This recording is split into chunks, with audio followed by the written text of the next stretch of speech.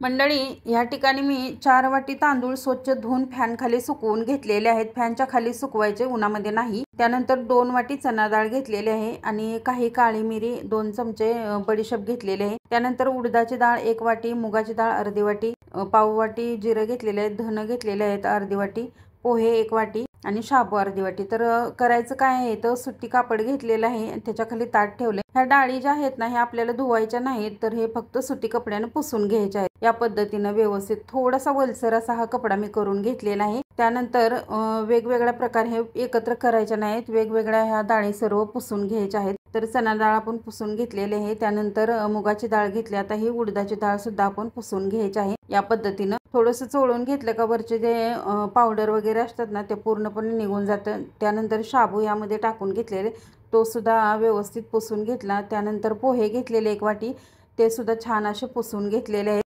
ह्या सर्व डाळी पुसलेल्या आहेत ना, साईडला ठेवून दिलेल्या आहेत। एक कढई गरम केलेली आहे, त्यामध्ये तांदूळ आहेत ते यामध्ये घातलेले आहेत आणि मिडियम आचेवरती हे पूर्णपणे व्यवस्थित असा भाजून घ्यायचा आहे। जास्त डाग वगैरे पाडायचे नाही त्याच्यावरती, पण खरपूस असं भाजलं पाहिजे। त्यानंतर चना डाळ आहे ते मी टाकलेले आहे या कढईमध्ये आणि व्यवस्थित अशी भाजून घ्यायची आहे। ज्या डाळी वगैरे आहेत ना, हे आपण वेगवेगळ्या का भाजायचे, तर प्रत्येक डाळीला वेगवेगळा असा वेळ लागतो भाजण्यासाठी, एकत्र त्यासाठी भाजायच्या नाहीये। तर उडदाची डाळ सुद्धा आपली भाजून तयार झालेली आहे। त्यानंतर मूग डाळ आहे ती यामध्ये टाकून घेतलेली आहे, छान असे मिडियम आचेवरती भाजून घ्यायचे आहे। त्यानंतर हे सर्व डाळी आहेत ते एका वेगवेगळ्या ताटामध्ये काढून थंड करून घ्यायचे आहेत। त्यानंतर साबुदाणा घालायचा, त्यानंतर तो सुद्धा छान असा भाजून घ्यायचा, अगदी हा साबुदाणा फुलेपर्यंत भाजून घ्यायचा। त्यानंतर साबुदाणा चकलीमध्ये घातल्यानंतर काय होतं, अगदी कुरकुरीत अशी ही चकली तयार होते। त्यानंतर पोहे घेतले, ते पोहे सुद्धा 1 वाटी स्वच्छ करून घेतलेले आहेत, ते पण भाजून घ्यायचे आहेत। नंतर काढून घ्यायचे एका प्लेटमध्ये, थोडंसं अगदी हलकंसं लालसर झालेलं आहेत पोहे। त्यानंतर धने आहेत ते यामध्ये टाकून घेतलेले, धने सुद्धा व्यवस्थित असे भाजून घ्यायचे आहेत। धने काढून थंड करण्यासाठी ठेवून द्यायचे। त्यानंतर पाव वाटी जिरे घेतलेले आहेत, हे जिरे सुद्धा यामध्ये टाकून व्यवस्थित असे भाजून घ्यायचे आहेत। जिऱ्यामध्ये कसं थोडासा ओलसरपणा राहिलेला असतो, त्यामुळे हे व्यवस्थित भाजून घ्यायचे, करपवायचे नाहीत, नाहीतर मग तो कडसरपणा त्याला लागतो। त्यानंतर बडीशेप आणि लवंग घेतलेले आहे 6 ते 7 आणि काळी मिरी पण 5-6 घातलेले आहे त्यामध्ये।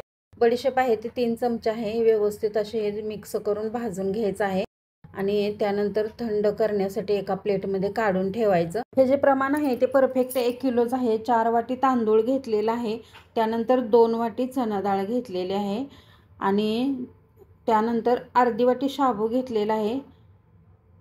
त्यानंतर उडीद डाळ आहे ती 1 वाटी घेतलेली आहे। नंतर पोहे आहेत ते 1 वाटी घेतलेले आहेत। एकाच वाटीचं प्रमाण ठेवायचं, त्याच्यामुळं प्रमाण व्यवस्थित येतं। अर्धी वाटी मुगाची डाळ घेतलेली आहे, म्हणजे आपलं प्रमाण आहे ते अजिबात चुकत नाही। नंतर इथं मी अर्धी वाटी धने घेतलेले आहेत, त्यानंतर पाव वाटी जिरं घेतलेले आहेत। तर हे सर्व जिन्स आपण भाजून थंड करून घेतलेले आहेत। बडीशेप आहे ती सुद्धा यामध्ये टाकून घ्यायची आणि काळी मिरी, लवंग आहे ती ह्या तांदळाच्या वरती टाकून घेतलेले। हे जे प्रमाण सांगितले ह्या प्रमाणाने 1 किलोची भाजणी तयार होते। ही थंड झाल्यानंतर व्यवस्थित अशी मिक्स करून घ्यायची आणि चक्कीवरून दळून आणायचे आहे। तर ही दळताना तांदळाचं दळण अगोदर दळलेलं असावं किंवा मग चकलीचं दळण दळलेलं असावं। तर बारीक असं हे पीठ मी तयार करून दळून आणलेलं आहे, पाहू शकता। तर चकली बनवण्याची जी रेसिपी आहे ती ह्याच्यानंतर तुम्हाला पुढच्या व्हिडिओमध्ये पाहायला मिळणार आहे। धन्यवाद।